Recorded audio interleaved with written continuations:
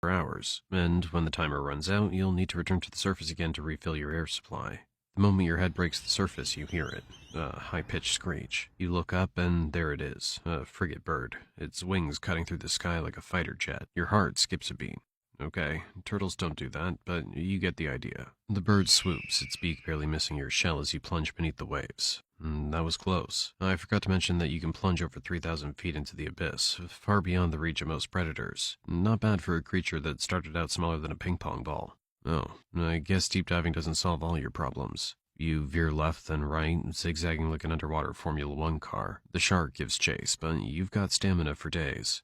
You spot a jagged coral reef ahead and dart into its maze-like structure. The narrow passages and sharp turns are a nightmare for the shark to navigate. It tries to follow you, but quickly gives up and swims off, probably to bother some other unfortunate creature. You wait until the coast is clear, then cautiously slip out, grateful for the natural fortress that saved your life.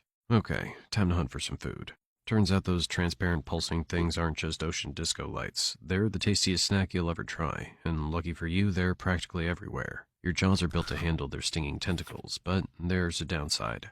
Floating plastic bags look an awful lot like jellyfish, and eating one could be your last mistake. Do you remember that time when you saw a fellow juvenile go for what seemed like lunch only to choke? Since then, you've been inspecting everything before eating it, knowing that any misjudgment could be the end of your life. I really wonder why humans bother making fake jellyfish. You spent these early years drifting thousands of kilometers across the open ocean, far from any shore.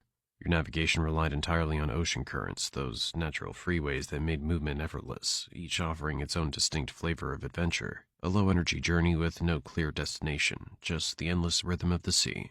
After 16 years, you finally outgrew the aimlessness. Adulthood arrived, bringing with it 2 meters of length, a weight somewhere between 880 and 1,100 pounds, and a sharpened instinct. You begin to feel a pull towards something new, a primal urge, the kind that said it was time to find a mate.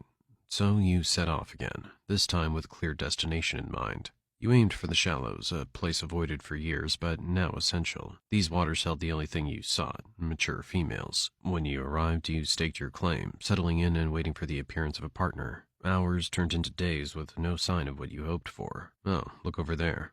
Seems like you're not the only one looking for a partner here. The competition's starting